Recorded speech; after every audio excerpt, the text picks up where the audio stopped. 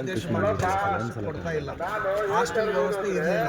ಮೊನ್ನೆ ಲಾಸ್ಟ್ ಸುವರ್ಣಸೌಧ ಮೀಟಿಂಗಲ್ಲಿ ನಾವು ಮಾದೇವ್ ಸಾಹೇಬರಿಗೆ ಮನವಿ ಮಾಡಿಕೊಂಡಾಗ ಈಗ ಹಾಸ್ಟೆಲ್ ಸೌಲಭ್ಯ ಕೊಡ್ತಾ ಇದ್ದಾರೆ.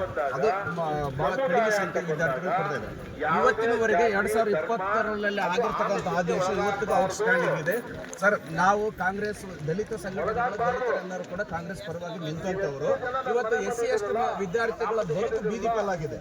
ಮ್ಯಾನೇಜ್ಮೆಂಟ್ ಅಂದ್ರೆ MBBS, ಇಂಜಿನಿಯರಿಂಗ್, ಮೆಡಿಕಲ್ ಇವೆಲ್ಲ ಓದ್ಲಿಕ್ಕೆ ಆಗಲ್ಲ ಮ್ಯಾನೇಜ್ಮೆಂಟ್ ಅಲ್ಲಿ. ಈಗ ಸರ್ಕಾರ ಏನ್ ಮಾಡ್ಬೇಕಂದ್ರೆ SC ST ವಿದ್ಯಾರ್ಥಿಗಳು ಮ್ಯಾನೇಜ್ಮೆಂಟ್ ಸೀಟ್ ಅಲ್ಲಿ ತಗೊಂಡಂತ ಎಲ್ಲಾ ವಿದ್ಯಾರ್ಥಿಗಳಿಗೆ ಸ್ಕಾಲರ್ಶಿಪ್ಗಳು ಕೊಡಬೇಕು ಮತ್ತು ಹಾಸ್ಟೆಲ್ ಸೌಲಭ್ಯಗಳು ಕೊಡಬೇಕು. ಸರ್, ಇವತ್ತು ಮಾರ್ಕೆಟ್ ರೇಟ್ ಬಹಳಷ್ಟು ಜಾಸ್ತಿ ಆಗ್ತಾ ಇದೆ. EBL ಅಂತೇಳಿ ಎಕ್ಸ್ಟ್ರಾ ಬೋರ್ಡಿಂಗ್ ಚಾರ್ಜಸ್ ಅಂತೇಳಿ ಸೋಷಿಯಲ್ ವೆಲ್ಫೇರ್ ಪ್ರೀ ಮೆಟ್ರಿಕ್ ಅವ್ರಿಗೆ 1700 ಕೊಡ್ತಾ ಇದೆ, ಪೋಸ್ಟ್ ಮೆಟ್ರಿಕ್ 1750. ಈ ಮಾರ್ಕೆಟ್ ರೇಟ್ 3000 ಪ್ರೀ ಮೆಟ್ರಿಕ್ ಅವ್ರಿಗೆ 3000 ಕೊಡಬೇಕು ಸರ್, ಪೋಸ್ಟ್ ಮೆಟ್ರಿಕ್ ಅವ್ರಿಗೆ 3500 ಕನಿಷ್ಠ ಕೊಡಬೇಕು. ಮತ್ತೆ ಹಾಸ್ಟೆಲ್ಗಳ ಸಂಖ್ಯೆಗಳಿಗೆ ಅನುಗುಣವಾಗಿ ವಿದ್ಯಾರ್ಥಿಗಳ ಇಂಟೇಕ್ ಅನುಗುಣವಾಗಿ ಎಕ್ಸ್ಟ್ರಾ ಬಾಡಿಂಗ್ ಬಿಲ್ಡಿಂಗ್ಗಳನ್ನು ತಗೊಂಡು ಕೆಲಸ ಹಾಸ್ಟೆಲ್ ಸೌಲಭ್ಯಗಳನ್ನು ಸರ್, ಇವತ್ತು ಹಾಸ್ಟೆಲ್ ವ್ಯವಸ್ಥೆಗಳು ಬಹಳ ಸುವ್ಯವಸ್ಥೆ ಆಗ್ಬಿಟ್ಟಿದೆ.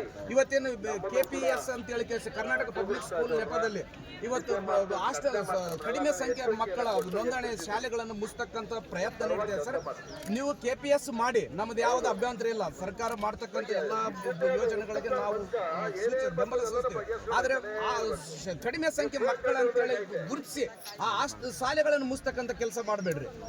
ಅಲ್ಲಿ ನೀವು ಹೆಚ್ಚಿಗೆ ಆ ಸಂಖ್ಯೆ ಹೆಚ್ಚಾಗ್ಲಿಕ್ಕೆ ಏನ್ ಬೇಕು ಅಲ್ಲಿ ಹೈಜಿನಿಕ್ ಮೇಂಟೈನ್ ಮಾಡೋದಾಗ್ಲಿ, ವಿದ್ಯಾರ್ಥಿಗಳಿಗೆ ಅಲ್ಲಿ ಶಿಕ್ಷಕರ ಇವತ್ತೇನು ಗೆಸ್ಟ್ ಟೀಚರ್ಗಳ ಮೇಲೆ ಎಲ್ಲ ಡಿಪಾರ್ಟ್ಮೆಂಟ್ ನಡೀತಾ ಇದೆ ಸರ್, ಶಿಕ್ಷಣ ಇಲಾಖೆ. ಆ ಗೆಸ್ಟ್ ಟೀಚರ್ ಪದ್ಧತಿಯನ್ನು ಬಿಟ್ಟು ಬಿಡ್ರಿ, ಹೊರಸಂಪನ್ಮೂಲ ಗುತ್ತಿಗೆ ಪದ್ಧತಿಯನ್ನು ಎಲ್ಲವೂ ಕೂಡ